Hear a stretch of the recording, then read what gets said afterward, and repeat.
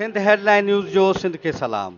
असांजी staff report मुताबिक़ ॻोठ शफ़ी सोलंगी में सिंध सुरान चैरिटेबल ऑर्गेनाइज़ेशन पारां एसपीओ जे सहकार सां औरतुनि खे ज़राअत ऐं माल मता जे हवाले सां ट्रेनिंग कराई वई, जंहिंमें एसपीओ खां आयल माहिरनि सदफ़ खटियाण ऐं ज़ीशान शिरकत करे औरतुनि खे ज़राअत ऐं चौपाईमाल जी पालना ऐं उन जे फ़ाइदनि तोड़े तरकीबुनि बाबति काराइती ॼाण ॾिनी। इन मौक़े ते सिंध सुरान चैरिटेबल ऑर्गेनाइज़ेशन जी सदर शमीम सोलंगी, जनरल सेक्रेटरी रहीम सोलंगी, लवीना कुमारी ऐं जॉइंट सेक्रेटरी अब्दुल हमीम सोलंगी पिणु मौजूदु हुआ।